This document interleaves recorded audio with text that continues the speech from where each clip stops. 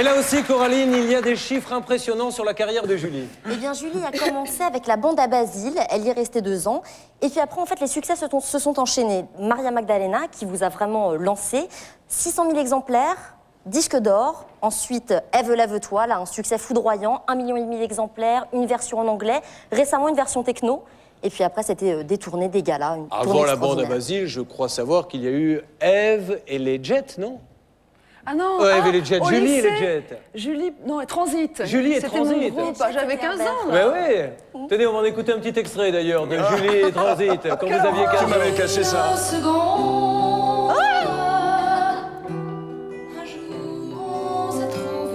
C'est vrai que vous avez une voix beaucoup plus... C'est bien ça, hein? Voilà. Eh bien, il existe encore le disque, vous voyez?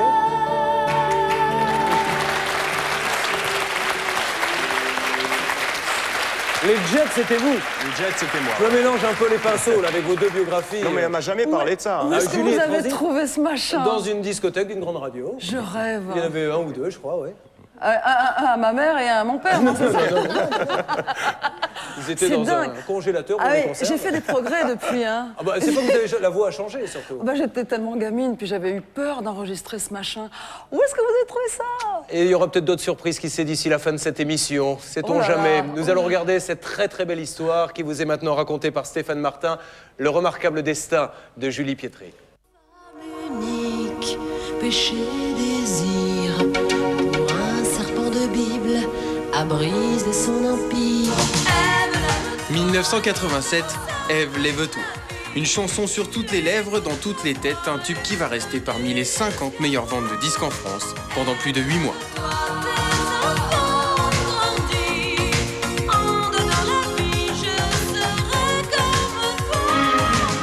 De la bande à Basile à Salammbô, en passant par Magdalena, pendant plus de 10 ans, Julie Pietri va mener une carrière remarquable.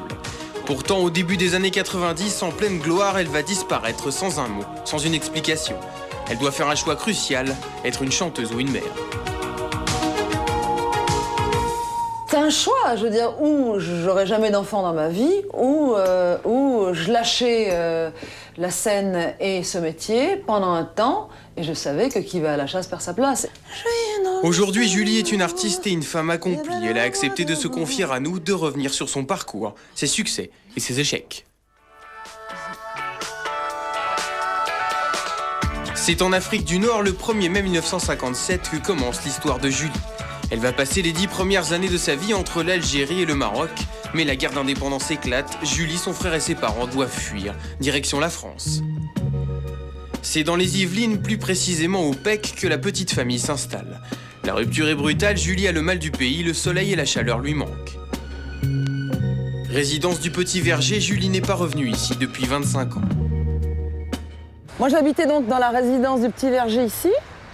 J'avais des copines ici, là, au rez-de-chaussée.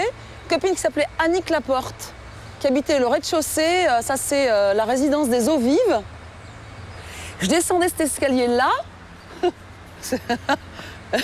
Je descendais cet escalier-là, je coupais. Dans ma tête, il y avait plus d'arbres que ça. Hein. Maintenant, je sais pas. Bon, je passais par là, je coupais, j'allais dans le parking de ma résidence et je rentrais chez moi. Et j'habitais au 2e étage. Celui-là, là. Pour Julie, c'est beaucoup d'émotions et des souvenirs qui affluent. Fais voir si je peux. Attends. Alors, mon père m'interdisant de sortir. Moi, putain, comment j'ai fait, je sais pas. Je me mettais sur le bord et bim, je me recevais ici. Je sais pas comment je faisais, hein. Mais je vais te dire, fallait vraiment que j'ai envie de sortir ou de me tirer, hein. Julie va suivre une scolarité normale. Elle obtient un baccalauréat scientifique, enchaîne ensuite à la faculté avec des études de médecine. Elle prépare un diplôme d'orthophoniste. Mais ce n'est pas sa vocation. Sans le dire à ses parents, elle va consacrer son temps libre à sa véritable passion, la musique. Elle rêve d'être chanteuse, rêve qui se réalise lorsqu'elle croise la route d'un célèbre groupe français. C'est le carnaval, on ne sait plus qui est qui. Je connais des producteurs qui veulent monter un groupe pour enfants. Alors je leur ai fait aller de ville en ville, ça je l'ai bien connu. Et puis ça a marché. Ils m'ont dit « Ah, mais t'es mignonne, quel âge t'as ? Tu veux rentrer dans ce groupe pour enfants, t'as une voix sympa et tout ça. En travaillant, tu vas vite apprendre et tout. Tu veux pas rentrer dans ce groupe ?» Alors je dis d'abord comment il s'appelle. Au début, on n'avait pas le nom. Alors ils m'ont dit « Écoute, on pense qu'on va l'appeler Basile ou la bande à Basile. » Nous sommes en 1977, Julie vient d'intégrer la bande à Basile. Pendant 2 ans, elle sera un élément essentiel du groupe. Michel, leur leader, se souvient de sa rencontre avec Julie. Je te jette un sort. Moi, je me souviens de la première fois où Julie est entrée dans la salle de répétition. Cette jolie brune aux yeux bleus. Elle a enthousiasmé tout le monde, rien que par sa présence déjà. Elle était venue passer son audition. On lui a appris les pas, d'abord, des chansons françaises. On a refait la chorégraphie devant la glace tous ensemble. Elle était complètement intégrée au groupe. Il n'y avait rien à retoucher, c'était parfait. Elle était engagée. Et c'est à ce moment que Julie va réussir un tour de force.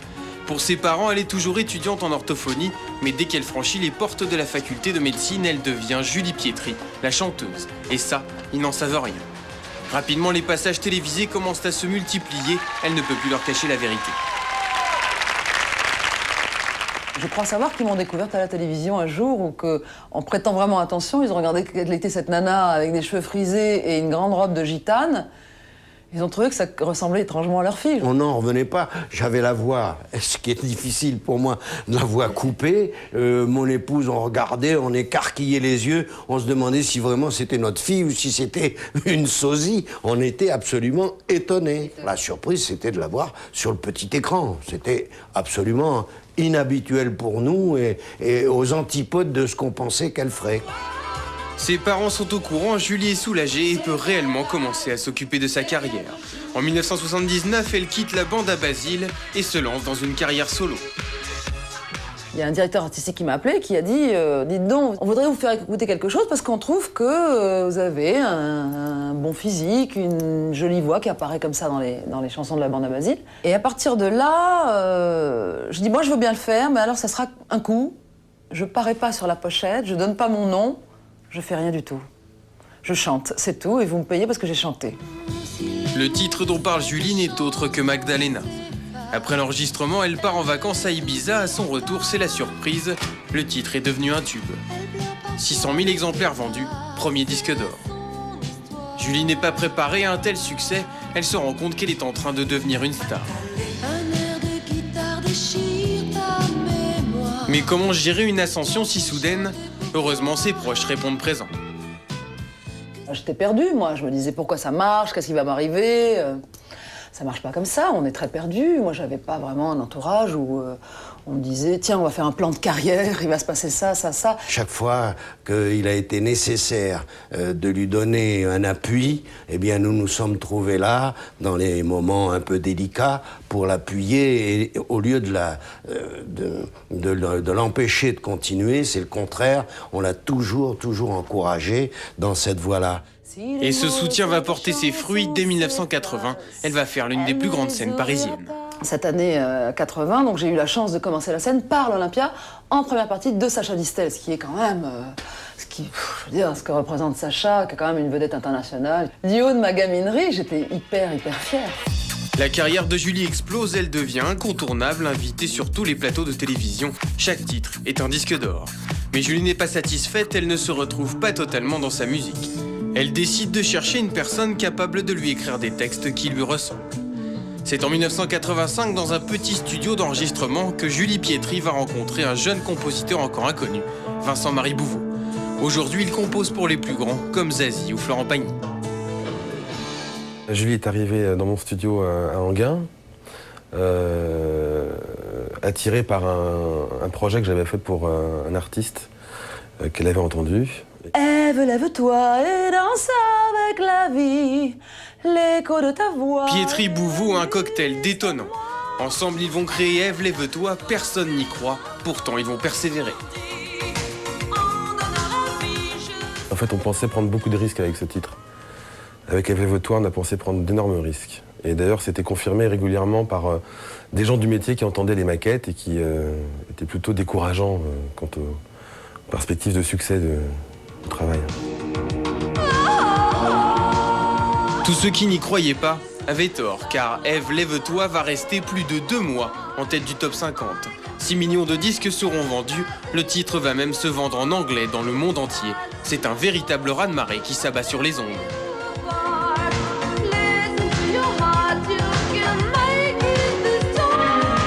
Vous le vivez de l'intérieur, donc à ce moment-là, vous avez toutes les émissions à faire.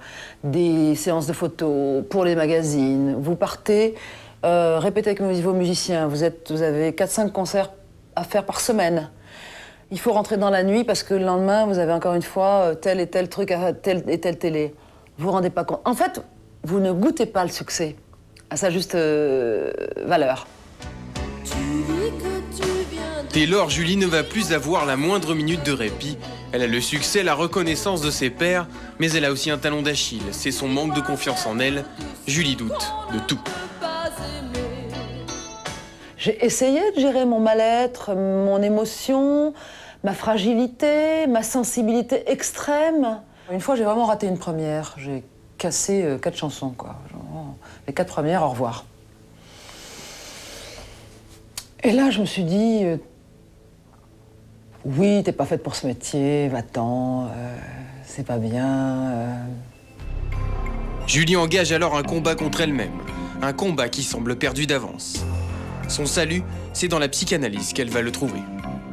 La psychanalyse m'a beaucoup aidée à trouver quelques clés à mettre dans mes serrures. Mais toutes les serrures ne trouvent pas leurs clés. Julie doit également composer avec les fantômes de son enfance. Les images de la guerre d'Algérie la hantent. Elles sont un frein permanent à l'avancée de sa carrière.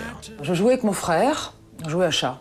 J'ai vu le ciel entier s'embraser dans la pénombre, dans la semi-pénombre. Et moi, j'ai cru que c'était la fin du monde. Enfin, je veux dire, dans ma tête de petit enfant, si petit. Et je pourrais jamais oublier ce flash où tout est devenu de feu. Ce sont des choses qui marquent. Je veux dire, je peux pas vous dire plus, mais j'ai vu encore d'autres choses. J'ai vu du sang, j'ai vu des choses, voilà. Je me souviens, j'ai des flashs comme ça, voilà. Julie continue pourtant à collectionner les tubes. Les albums s'enchaînent et les disques d'or avec. Julie Pietri est une chanteuse comblée. Il ne manque qu'une seule chose à son bonheur, un enfant, mais elle ne peut en avoir. Elle tente alors une opération médicale, celle de la dernière chance. C'est un succès qui va la conduire à prendre une décision cruciale, sacrifier sa carrière pour être une mère. J'ai attendu cet enfant en 91, ce qui fait que j'ai un petit peu tronqué la promotion de ce dernier album de 90, donc La légende des Madones, parce que, attendant un petit peu cet enfant miraculeux, je n'ai pas voulu prendre de risques, et c'est comme ça que, en fait, je suis le seul exemple, à ma connaissance, je ne suis pas partie en me disant « Ah, c'est fini pour moi, c'est terminé, il n'y a plus de tubes, etc., il n'y a plus d'Olympia, il n'y a plus rien », étant donné qu'en plus je venais de faire l'Olympia. Non, je suis partie, je dois bien le dire.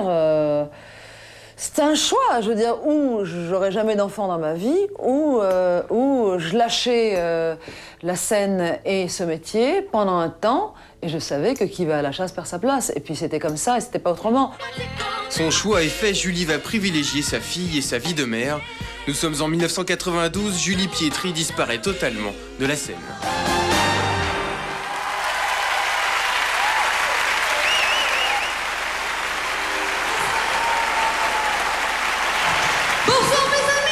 Désormais, sa seule et unique priorité sera sa fille, Manon. Aujourd'hui, la fillette est âgée de 11 ans, Julie est une mère épanouie. Elle a décidé de repartir à la conquête du public et de ses fans. Première étape de ce comeback, une tournée l'été prochain, ainsi qu'un nouvel album. Les projets pro, ils mettent longtemps à aboutir parce que je recommence 22 000 fois la même chose. Oh, je pense que ça va nous mener à quoi? À septembre 2003 pour l'album. C'est tout ce que je peux dire. Au revoir.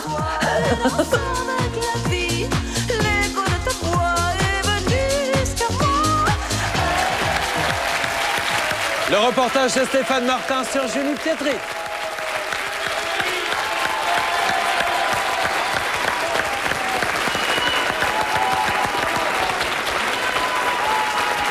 C'était émouvant de revoir tout ça en aussi peu de temps. Merci. Merci beaucoup. Julie, revenons sur 2-3 points importants de ce reportage.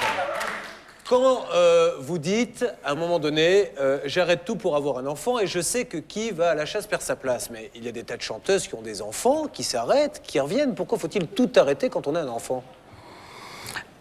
Ben parce que, comme je vous l'ai dit, j'avais été opérée, que j'ai eu beaucoup de mal à attendre cet enfant, qu'elle est née au bout de 8 mois, qu'il a fallu que je m'en occupe parce que on a eu, disons, un souci. Elle était en siège et donc elle a eu les hanches luxées.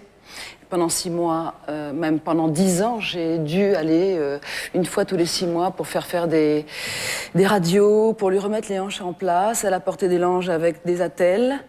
Donc c'était vraiment...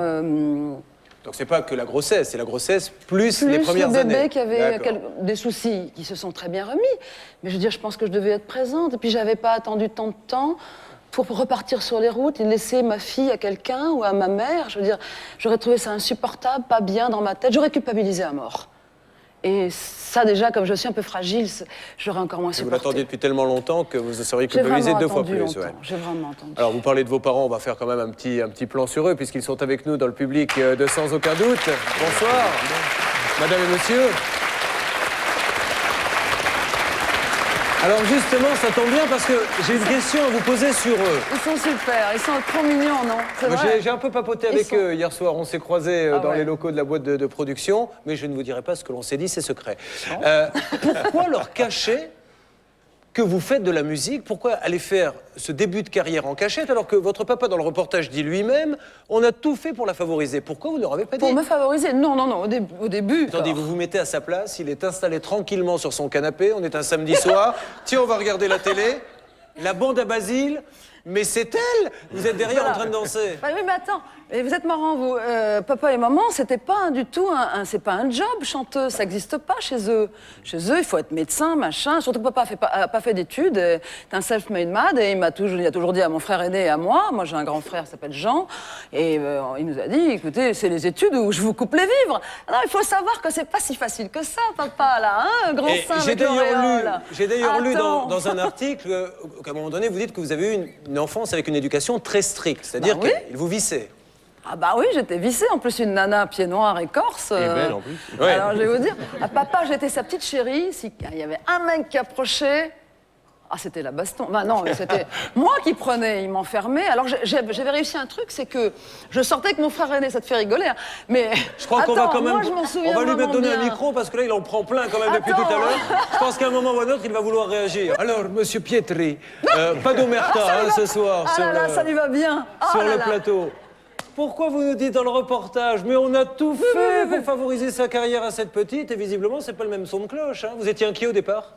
J'étais très inquiet parce que, en fait, nous avons une culture, nous les Méditerranéens, c'est la famille. Près de la bouche, monsieur le micro. Oui, c'est vraiment la famille, on peut même dire la smala. Non mais le fait qu'elle soit chanteuse, ça vous faisait peur? Il ne faut pas que les femmes soit d'une liberté totale. Rentre à la maison, ma fille, ouais. Attends, il est vachement macho, mais papa. Nous sommes des machos, il faut le reconnaître. Si j'ai écrit Ève, lève-toi, c'est que j'ai pensé quand même que pendant un certain temps, mon éducation, elle était un peu serrée. Et est-ce que c'est un rapport quelconque, le fait que vous ayez une éducation très stricte, que vous n'en parliez pas à vos parents, que le succès arrive d'un coup, peut-être même trop vite et trop important, avec cette psychanalyse? Qu'est-ce que vous recherchiez chez ce médecin, sans trahir de secret médical, mais qu'est-ce que vous avez été chercher là-bas? Un mieux-être, une acceptation de moi-même. Mais pourquoi vous n'aimiez pas votre image de chanteuse? Un mieux-être. J'ai fait un lapsus révélateur. Mieux m'aimer, oui. D'accord. Oui, je me suis jamais... Ça commence à aller mieux. Bien. Est-ce qu'aujourd'hui, je l'ai vu, je vous regardais pendant que vous étiez vous-même en train de regarder ce reportage, vous êtes toujours hanté par ces images de la guerre d'Algérie que vous avez vues en tant que petite fille? Non, la psychanalyse m'a permis d'évacuer beaucoup d'images difficiles.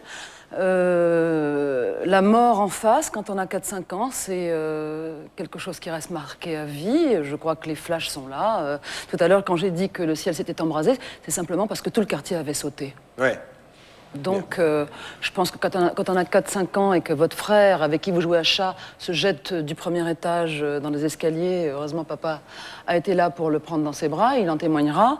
Moi, j'ai vu tout ça, et pour moi, c'était la fin du monde. Et je pense qu'on a du mal à dormir après ça, toute sa vie. Comment papa Cornet-Lauro, qui est, je crois, maçon de formation, voilà, a-t-il réagi quand vous lui avez dit « je veux faire carrière dans le patinage ?» C'est quand même deux notions bien différentes. C'était pas un Corse, mais c'était un Italien aussi. Donc, patineur, il avait 3 garçons, une fille.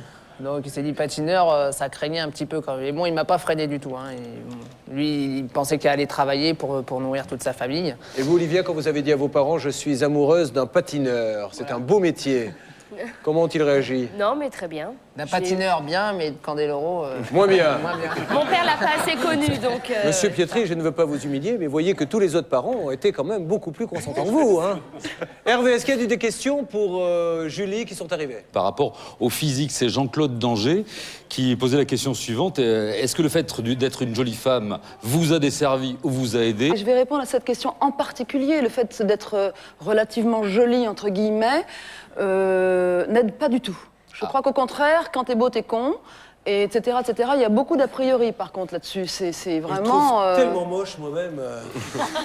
Les gens le disent, en tout cas. Hein. Qu'est-ce qu'il est laid. Donc, qu'est-ce que vous êtes intelligent? Je sais pas, je ne sais pas. Mais Mais je vous trouve beau aussi, Julien. Il n'y a pas de souci, il n'y a pas de souci. Et on va marquer une première pause. Vous allez voir des choses assez étonnantes dans la deuxième partie de Sans aucun doute, avec 2 histoires d'amour.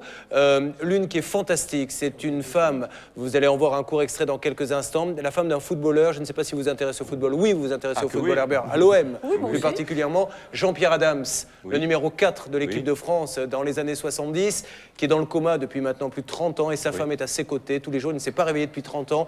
Et on a trouvé que c'était une formidable histoire d'amour aussi à raconter ce soir. Et prise à Julie. De quoi s'agit-il? D'un message. D'un simple message que vous allez regarder maintenant sur votre téléviseur, que quelqu'un a tenu à vous passer ce soir.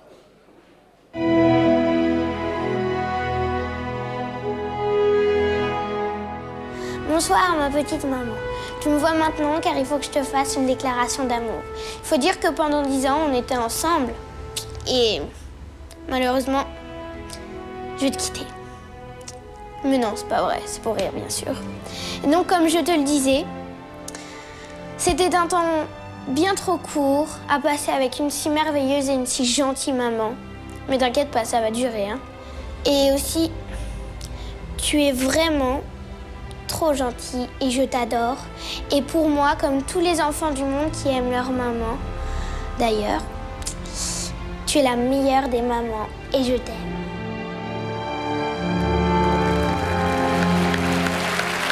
Ah non, Julie! Ah non!